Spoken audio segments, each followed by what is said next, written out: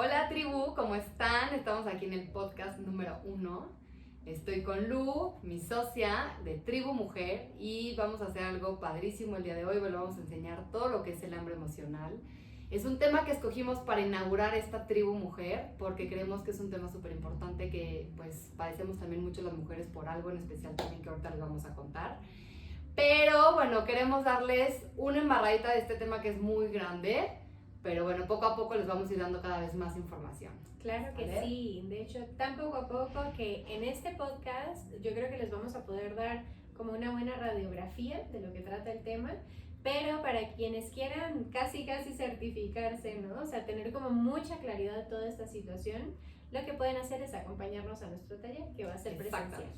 Así que, bueno, podemos empezar. Pues vamos a empezar justo lo que queremos arrancar, claro, es el tema hambre emocional, que hay una gran diferencia hambre emocional, fisiológica. Claro. Y pues bueno, quienes no nos conocen, yo soy nutrióloga, Lu es psicóloga, y entonces son dos ramas que se conectan increíblemente y más en estos temas. Totalmente. Y justo este tema, por eso arrancamos Tribu Mujer con este tema, porque creemos que es un tema que abarca demasiado de las dos cosas, que ahorita van a ver lo increíble que es. Tiene que ver toda la parte emocional, pero también la parte nutricional. Y justo ahorita, Lu, vamos a arrancar con Lu para que nos cuente justo qué es esto de emocional, fisiológico, porque es difícil, no crean que es fácil. Bueno, a mí todavía hasta la fecha a veces me cuesta trabajo saber cuándo es fisiológico, emocional, porque no es tan fácil. Y el chiste es que saber qué herramientas tenemos para irnos dando cuenta cuándo es fisiológica el hambre, cuándo es emocional el hambre, ¿no, Lu? Entonces, exactamente. Cuéntanos un poco más del tema emocional, o sea, cómo identificar hambre emocional. Bueno, justo atendiendo esa pregunta, Sandy, lo primero que te respondería, ¿sabes qué es? ¿Qué es lo fisiológico, no? ¿Cuál es el hambre fisiológica? Porque es más fácil de detectar, Claro. ¿no? Pues al final es cuando tienes la necesidad de comer, cualquier cosa que vayas a comer te va a satisfacer, ¿no? Y una vez que terminas de comer, pues con esa misma calma te vas, ¿no? O sea, no hay más conflicto. Ahora, la compleja, ¿no? En ese sentido sintomático, cuando es hambre emocional, se vuelve fácil detectarlo si lo abordas por este lado. Al principio, cuando empiezas a tener hambre emocional, no es con respecto a cualquier cosa. Normalmente es un antojo muy específico. Claro. Ese es el punto número 1. Después, cuando ya te das cuenta de que es muy específico el antojo, te das cuenta también de que comes como con cierta ansiedad, ¿no? ¿Y qué pasa cuando terminas de comer? Sale la culpa. Ese es el síntoma que nos va a decir esto es hambre emocional, Claro. ¿no? Que nos sentimos culpables después de haber comido. Entonces no fue por satisfacer una necesidad fisiológica, sino que fue por encontrar un tipo de refugio emocional, ¿no? Entonces, claro. No, eso de la culpa yo creo que tienes toda la razón porque casi nadie se da cuenta un poco que eso es lo que te está dando él, qué está pasando, ¿no? O sea, creo que la culpa tiene que ver, como dices, muchísimo ahí porque a veces comemos, sientes la culpa, pero no sabes que estás sintiendo la culpa. exacto, ¿no? Entonces como que ya vives con culpa diaria, entonces estás teniendo un hambre emocional, un tema de ansiedad en ciertos momentos del día que estás viviendo con esa culpa. Exactamente. ¿No? Justo. Y entonces ese sería como el parámetro donde podemos medir, bueno, ahora es hambre fisiológica porque tenía hambre, me comí un plátano y ya fue, ¿no? O cuando dices tuvo que ser algo especial, ya tienen ahí un poquito la referencia, ¿no? Claro, sí. O a veces puede llegar a pasar, por ejemplo, yo en mi vida con pacientes lo veo que hay momentos que a lo mejor tienen más ejercicio un día.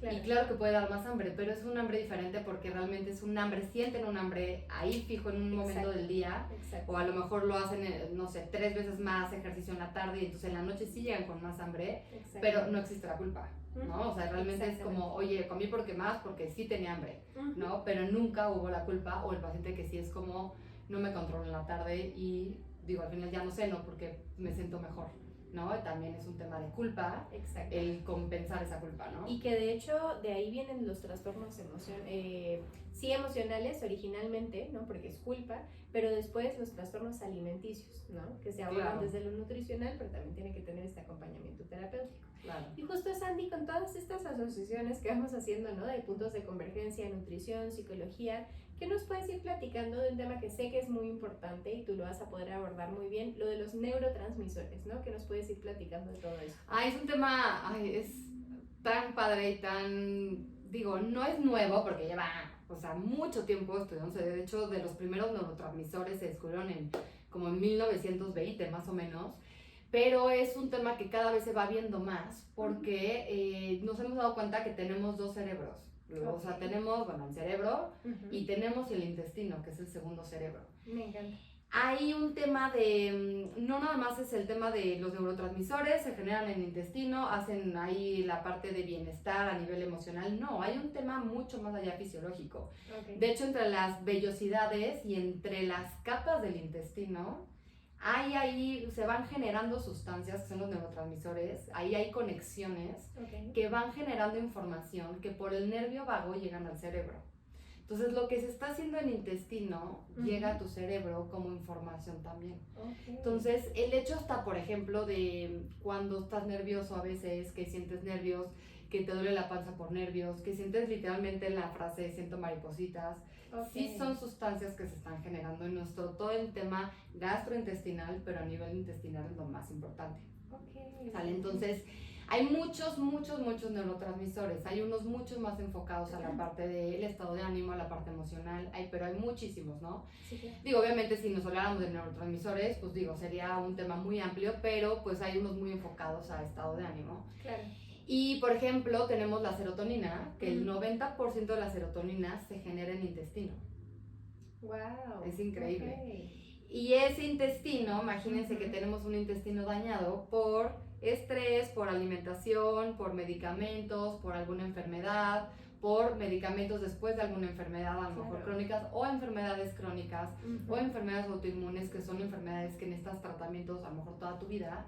Pues todos esos medicamentos están alterando la flora intestinal, la microbiota. Entonces esta microbiota lo que va a hacer es que si está alterada, no tiene la capacidad de poder generar bien estos neurotransmisores. Entonces los estados de ánimo también están totalmente alterados. Es justo lo que te iba a comentar. Entonces, justo estas cuestiones que son fisiológicas alteran tu estado emocional directamente. Directamente. O sea, directamente porque el ejemplo de la serotonina lo pongo siempre primero porque el 90% es el que más se genera en el intestino. 90% de la serotonina y es la hormona de la felicidad. Claro. ¿Sale? Te da felicidad totalmente. Y por ejemplo, también está la dopamina, que el 50% se hace en el intestino. O sea, también es una gran cantidad. El otro porcentaje se va haciendo en cerebro también, ¿no? Pero en intestino, nuestro segundo cerebro, que de hecho hay ya literatura que es como que ya mencionan que es el primer cerebro porque es el que más manda información al cerebro también para muchas cosas. Definitivamente. ¿Sale? Entonces, no funciona el intestino por el cerebro, funciona por todo lo que se genera dentro de, en esa microbiota. Entonces, pues ojo, también tenemos que cuidar todo, ¿no? Desde cómo comemos, qué alimentos, porque hay alimentos que aumentan los neurotransmisores, claro que existe, pero pues claro que también está la parte de qué hacemos con nosotros, justo por lo cómo que cuidamos dijiste, las emociones. ¿qué comemos?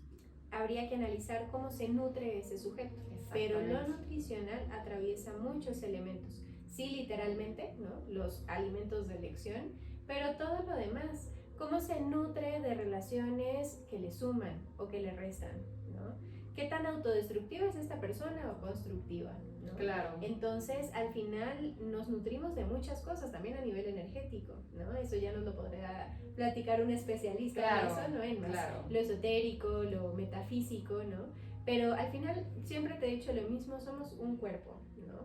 Y definitivamente no podemos separar lo emocional de lo fisiológico. No, claro que Está está totalmente relacionado. De hecho, es lo que decía justo, o sea, tú tienes tu intestino, tienes tu microbiota hoy perfectamente bien, Lu, o sea, estás increíble, comes perfecto, haces ejercicio, todo está perfecto. Pero mañana tuviste una entrega en tu trabajo, te corrieron de tu trabajo, tienes 2 hijos, no tienes trabajo, tienes estrés, o al revés, tienes muchísimo trabajo que ya no estás viendo por ti, ya no comes, no estás desayunando bien, no estás haciendo ejercicio.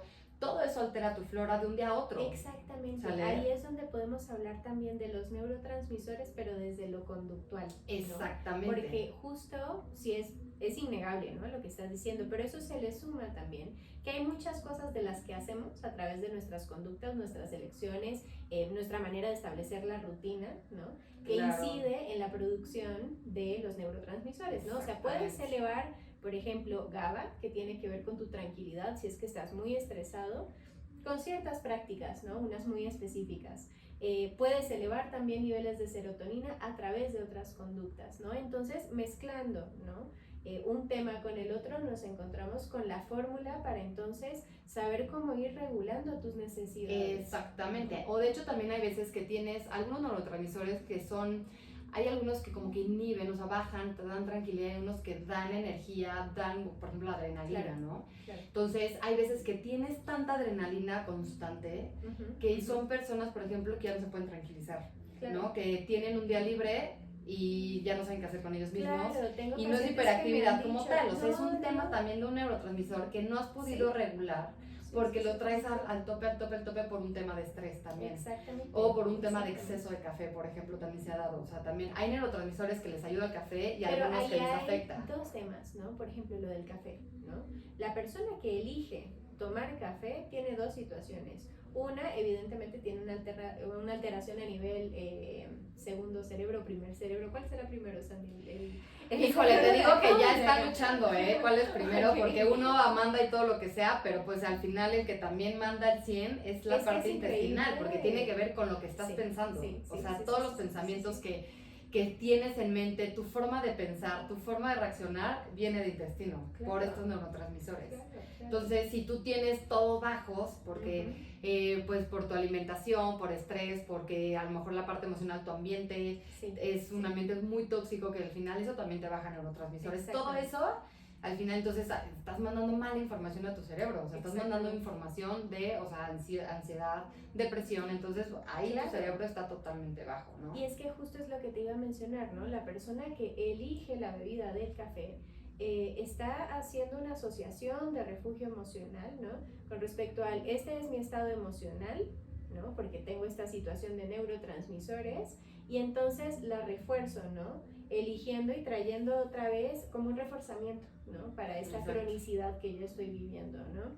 Entonces se vuelve súper importante poder ir entendiendo, leyendo al síntoma. Es lo que, justo. Y ojo, o sea, de verdad es que esto es por día. Claro. O sea, de hecho ahí tenemos herramientas donde podemos saber qué neurotransmisor tienes altos, cuál tienes bajo, cuál te falta.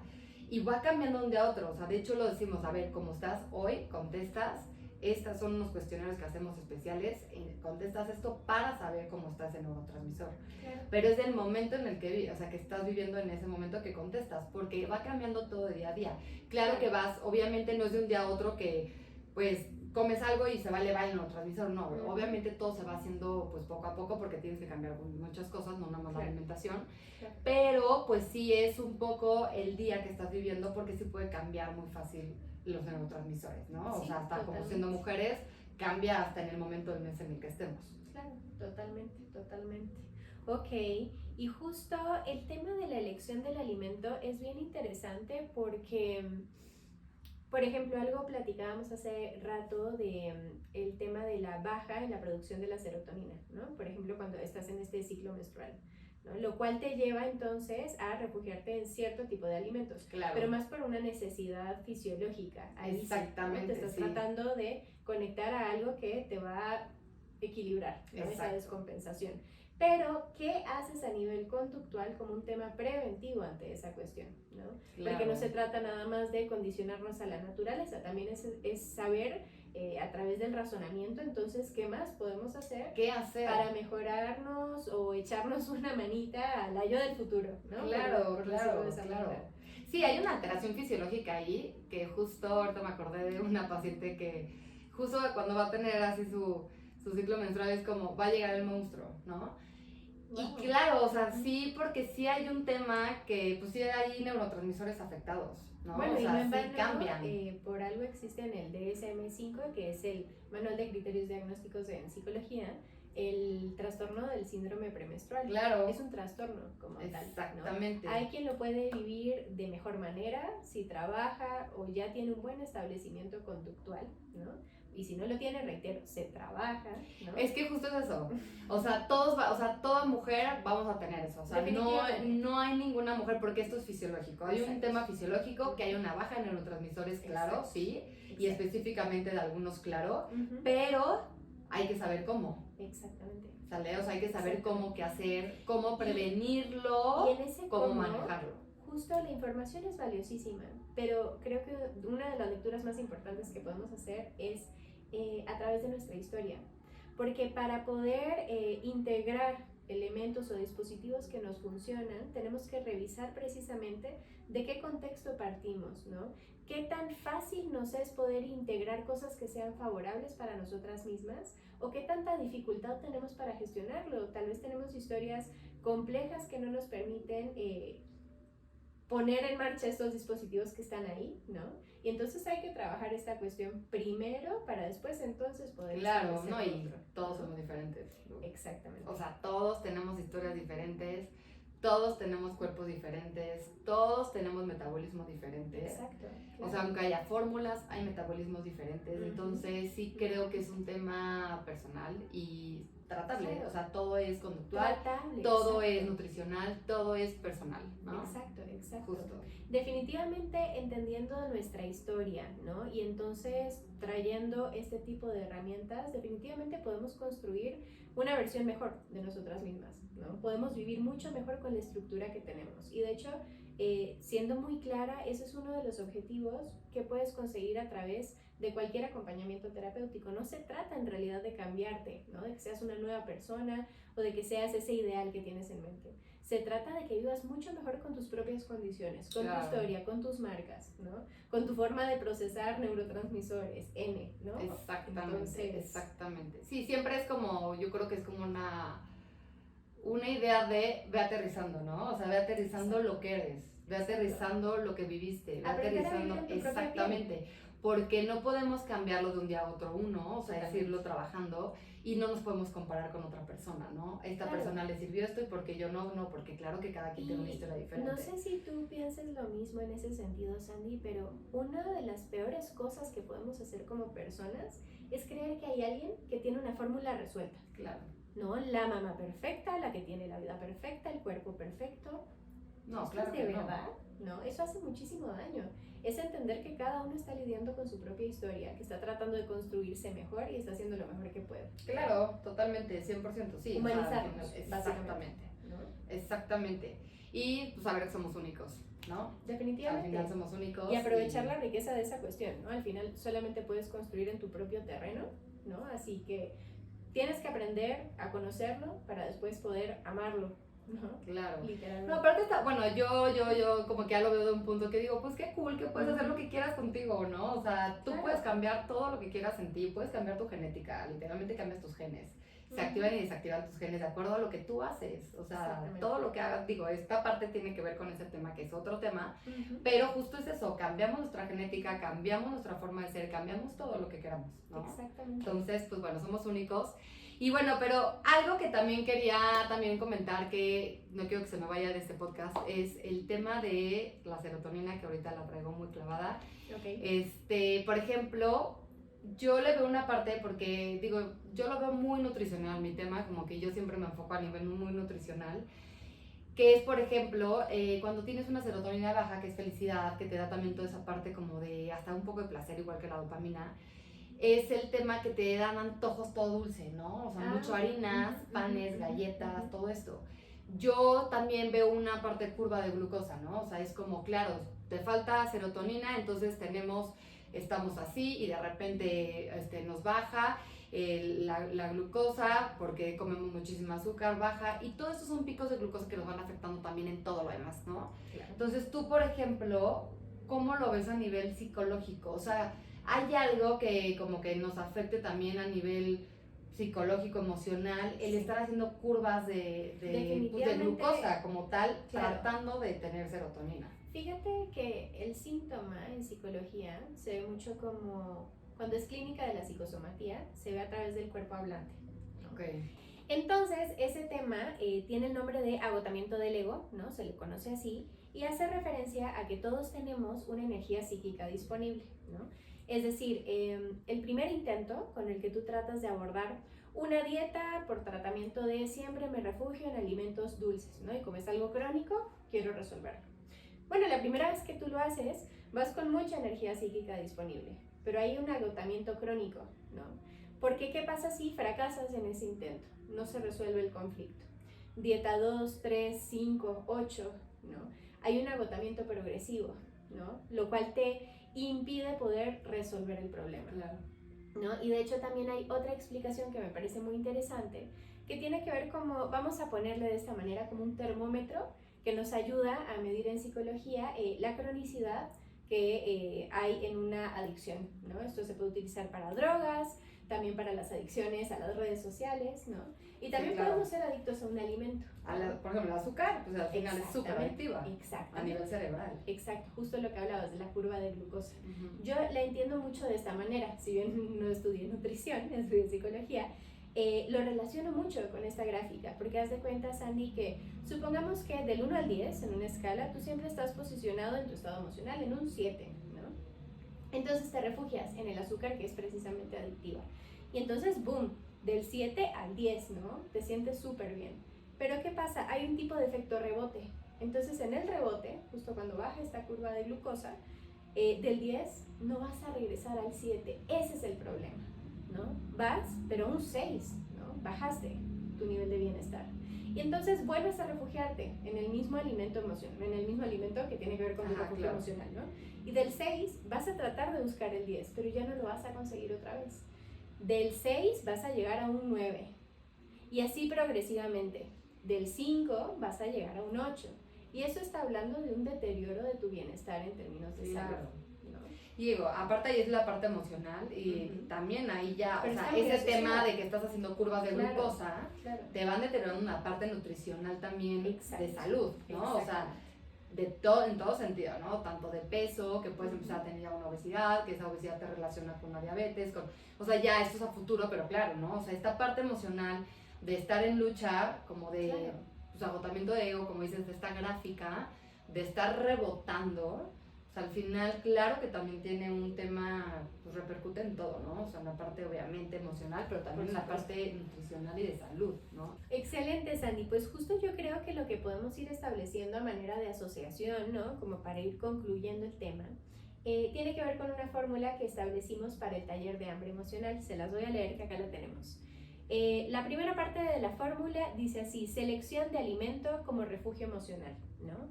Este primer fragmento va muy asociado a entender entonces cómo nos refugiamos en el alimento, porque no solamente es una elección fortuita, ¿no? Tiene que ver con nuestra historia. Bueno, ese es el primer fragmento. 2. Tenemos que contemplar qué tipo de apego emocional tenemos. Por supuesto que también es algo que desarrollamos en el taller. Se los hablo por encima para que vayan teniendo noción de la cuestión, ¿no? Tenemos solamente un tipo de apego, ¿no? Seguro. Y tenemos 3 tipos de apegos que son inseguros. ¿Cuáles son? El apego ansioso, el apego evitativo y el apego ambivalente. Bueno, se los doy a manera informativa, lo pueden ir también investigando si es de su interés, ¿no? Pero es interesante y súper relevante saber qué tipo de apego tenemos para entender entonces desde dónde nos refugiamos emocionalmente en los alimentos, ¿no? Claro.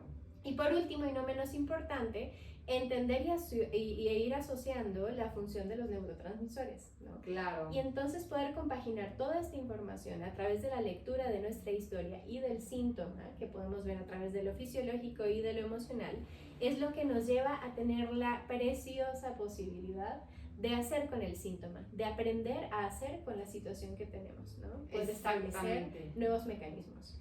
Para que vean, no nada más es, ay, tengo ansiedad a eso, quitamos, ya no lo compro. No, no nada más es eso, es todo un tema por atrás, es una raíz, ¿sale? Es una raíz que es como esta fórmula que justo tenemos, es esto, ¿no? Es desglosar este hambre emocional para saber de dónde viene cada cosita, porque no nada más es quitar el alimento, o ya no comprarlo, o no tratar esa ansiedad, ya no caminar. Ok, sí, de eso puede ser una parte de lo que sea la solución, pero no es la solución nada más quitar algo, es tratar la raíz. Acuérdense que todo siempre es tratar la raíz. Entonces justo lo que queremos hacer con esta fórmula, con este taller de hambre emocional es esto, es ir tratando sus raíces para que puedan tener estas herramientas y poco a poco ir cambiando y poco a poco ir mejorando y que ustedes estén más cómodos con ustedes mismos, ¿no? Exactamente, de hecho yo creo que el termómetro en términos de bienestar tiene que ver con que tú puedas estar cada vez mejor con la estructura que tienes, ¿no? Claro, que puedas vivir con tranquilidad, con menos angustia, ¿no? Entonces eso es algo totalmente accesible, pero claro, hay que trabajarlo, implica compromiso, esfuerzo y bueno, aquí estamos para acompañarlos precisamente en ese proceso. Exactamente, pues bueno, hasta aquí tribu, Las dejamos, pero estaremos en contacto con todos ustedes para que sigamos dándoles mucha información. Por supuesto, gracias por acompañarnos.